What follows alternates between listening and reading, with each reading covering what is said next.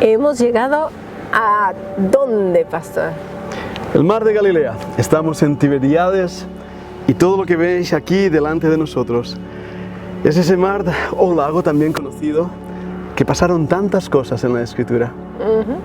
Antes de pasar a lo que sucedió aquí, que me gustaría que ya lo habláramos cuando estemos en Capernaum, porque Sí. hay una historia interesante que abarca precisamente todo este lago. Ajá. Yo creo que los alumnos ya vieron algunos pequeños videos en donde estamos viendo las montañas. Son muy características, no son la clásica montaña con ese montículo así, ¿verdad? El pico, ¿verdad? El Pico. típico pico de Europa. No, son planas, totalmente planas. Mesetas. Mesetas, como una mesa. Y quiero hablar precisamente del Salmo 23, que por cierto, aquellos que no hayan estudiado nuestras clases del Salmo 23, de verdad que Sería buenísimo que las escucharan porque son de tanta bendición y de tanto contenido que cambian vidas. Hemos visto en nuestros estudiantes muchas vidas cambiadas gracias a esas clases y de verdad animo a los estudiantes a que escuchen el Salmo 23, pero también el 22. bueno, Un pero en salmo este tremendo. caso Volvamos al 23. Vamos al 23. Ya se me fue, pastor.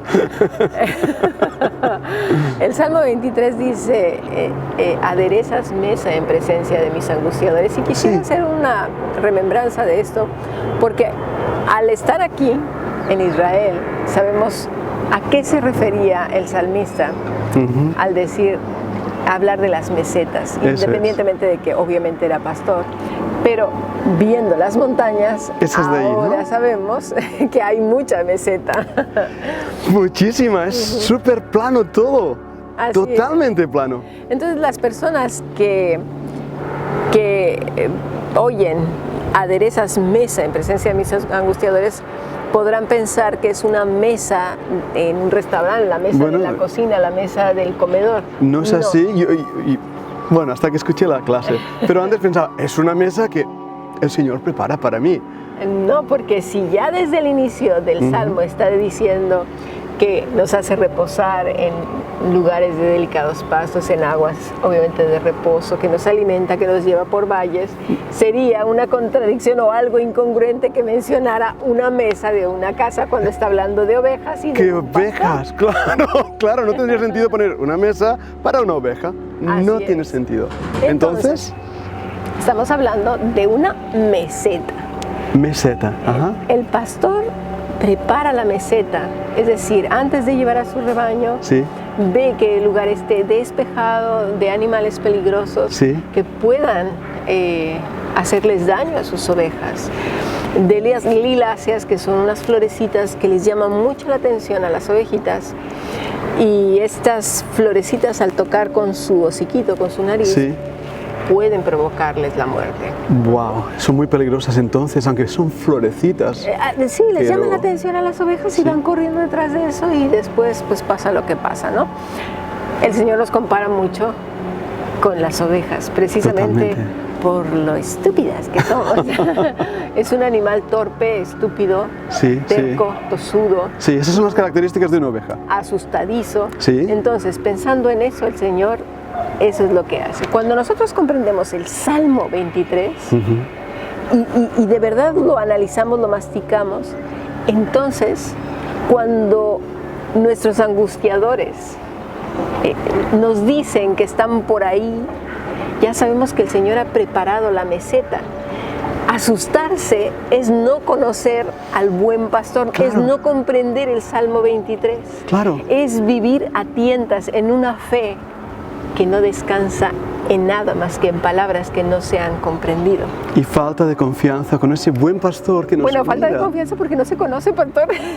Sí, es cierto, pero aún conociéndolo, a mí nos falta esa confianza, ¿no? Sí, nos falta conocer eso, Esto que estás que el hablando. Señor ya ha preparado ese lugar, ya ha quitado todo. Sí, a veces nos dicen, la situación está muy mal, ahora va a suceder esto, fulana dijo que va a venir y nos va a hacer, que va a haber una denuncia, que va a haber esto, que va a haber aquello. Empiezas a preocuparte. Esos son los angustiadores.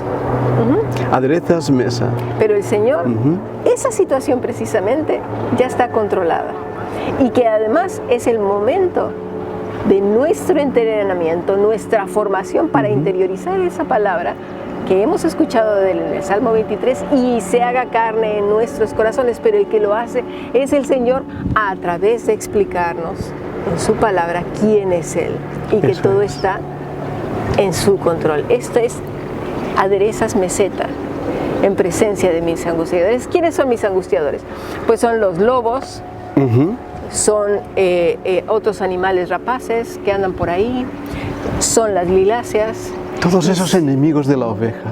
Sí. Y también son algunos bichos, ¿sí? Que son bichos que se incrustan en la piel de la oveja y la molestan bastante. Desde lo más pequeño a lo más aparentemente bonito, a los grandes animales. Exactamente. Es eso.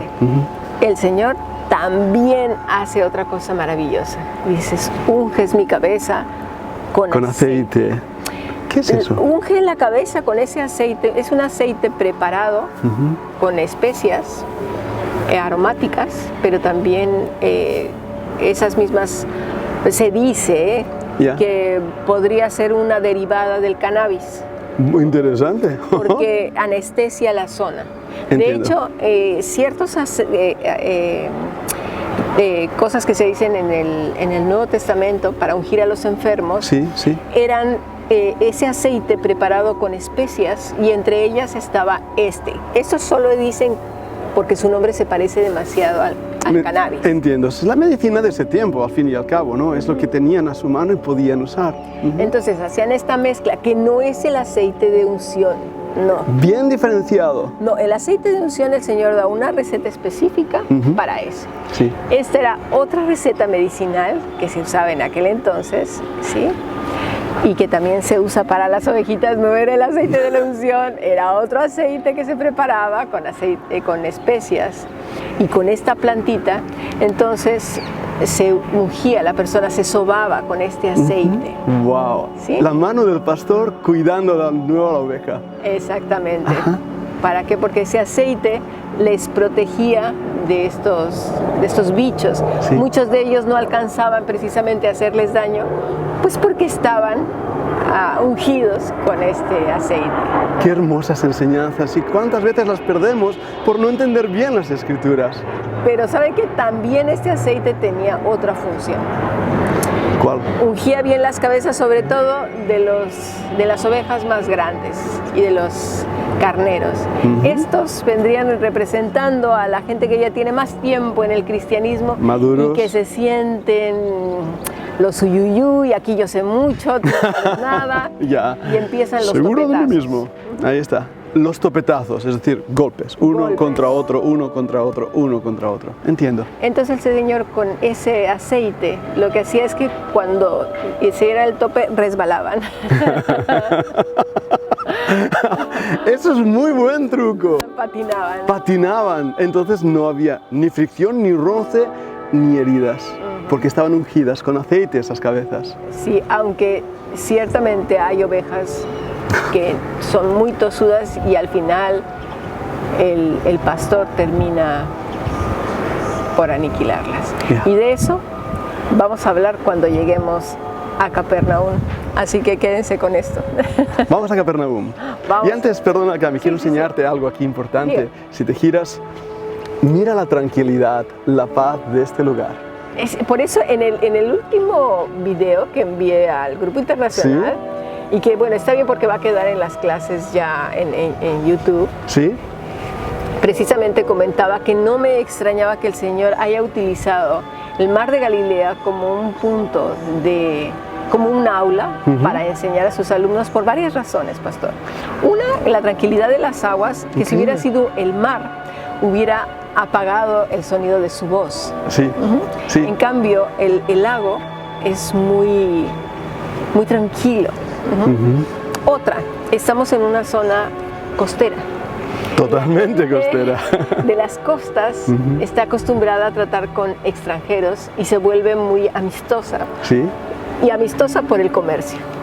Los intereses. Si no lo vendes, dinerito, entonces te vuelve más afable. Eso hace que seas más receptivo. Entiendo. Entonces, un buen lugar para enseñar.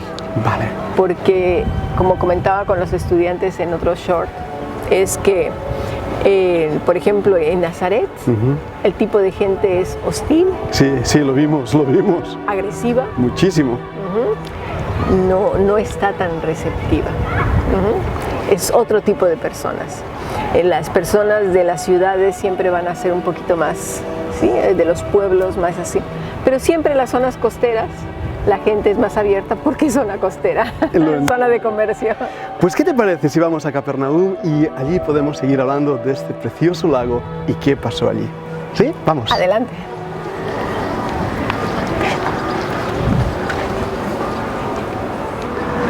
Otra vez en el lago de Capernaum, o el mar de Galilea. El mar de Galilea, o lago de Galilea, porque en realidad es un lago, pero es tan grande que se le llama así, el mar de Galilea. Ahora bien, aquí vendrá una duda, porque yo ya he enviado bastantes videos cortos, ¿sí? Tanto al grupo internacional como a través de las redes Instagram y TikTok. La gente está diciendo, pues, oye, se ven las aguas muy tranquilas. Tremendamente. Muy tranquilas, y es un lago porque se puede ver de un extremo a otro y se ve rodeado, ¿no? Eso es, aguas cerradas. Aguas cerradas. Entonces, aquí surgirá la pregunta, ¿cómo es que se adentraron al lago y empezó una tempestad que parecía que el barco se hundía? ¡Terrorífica! ¿Por qué, pastor? ¿Qué pasa aquí que de repente la barca parece que se va a hundir? Tiene que ver con la geografía de este lugar. Si os dais cuenta, tenemos ahí toda esa cordillera donde estaba ubicado también el poblado de los menonitas digo yo, moabitas. Eso queda ahí grabado, de los moabitas, no menonitas. Entonces Moab estaba situado ahí, donde hoy serían los Altos de Golán. ¿Qué pasa? Desde esa cordillera, las corrientes de aire bajan con una gran fuerza de repente. Y recogen el agua. Y ¡boom! Tormentas inmediatas. ¿Y sabe qué me recuerda? Yo creo que por eso el Señor utiliza el ejemplo del mar de Galilea. Sí. Porque muchas veces la vida o el momento en que estamos viviendo parece que todo está en calma, aquí no pasa nada. Ningún problema, Cami. Nos adentramos a las situaciones confiados. Sí. Habíamos orado, hemos hecho el ritual de la oración, el no sé qué, o lo que sea, o simplemente esa vida devocional que llevamos a lo largo del día. Y entramos confiadamente en el día, en el transcurso del día que podría ser perfectamente bien. Calmado. El mar de Galilea. Sí. Y de repente todo cambia y empieza a levantarse una tempestad tremenda. Miedo, terror, pánico. ¿Qué pasó? Si yo he orado. ¿He orado? Yo amo a Dios. ¿El Señor está conmigo? Pero ¿sabe una cosa? El Señor estaba con los 12. Estaba con los 12. El Señor tenía en control todo, pero esas tempestades son necesarias. ¿Por qué? Porque nuestra vida, nuestro estado de confort no nos hace madurar y progresar, salir adelante. Y Dios necesita decir, muévete, ánimo, adelante. Y eso es el carácter cristiano. Esas tempestades que nos levantan la barca y que nos dicen, pero si todo estaba bien, ¿qué pasó en mi vida? ¿Por qué, Señor? ¿Por qué la estás moviendo? ¿Qué muévete, Señor? ¿Qué nos estábamos hundiendo? ¿Que no lo ves? Estamos ahí clamando, ¿verdad?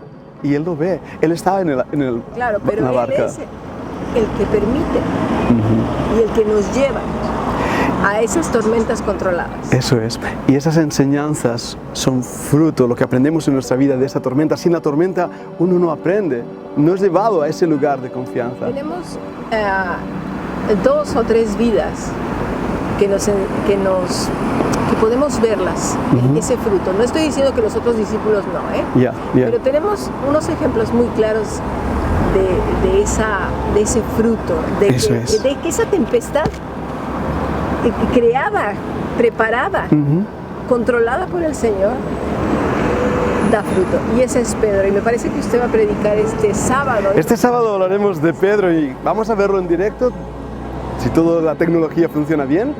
Y las enseñanzas que vemos ahí son extraordinarias, como el Señor Jesucristo llevó a Pedro a ese momento de quebranto, de total abandono de sí mismo. Pero no me adelanto, hay que escuchar la predicación del sábado. Otra de esas vidas es Juan. Bien, Otra de esas vidas es Juan.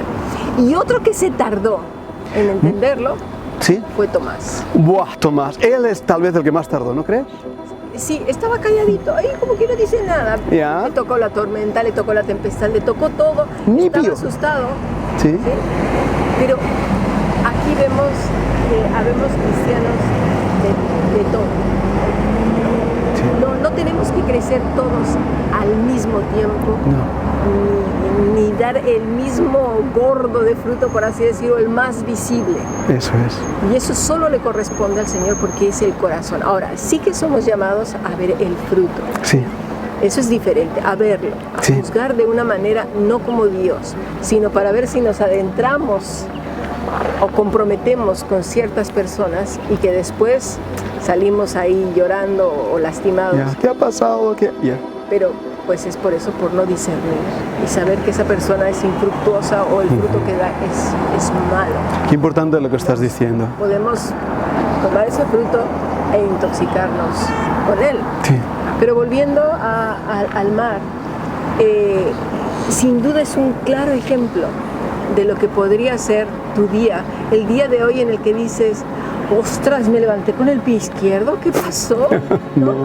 No hay pie izquierdo ni nada, el Señor sabía lo que iba a pasar, todo lo tiene perfectamente controlado, pastor. Eso es. No hay sorpresas, no hay, Señor, estoy decepcionado. Señor, ¿por qué has permitido esto? Señor, si todo estaba bien.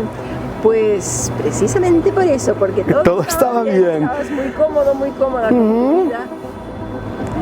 Y hay que madurar. El carácter cristiano, el carácter de Cristo, hay que madurarlo. Y es a través precisamente de tempestades, pastor. Y ahora vamos a ir a un lugar muy interesante en donde no hubo fruto. Ahora vamos a verlo ahora.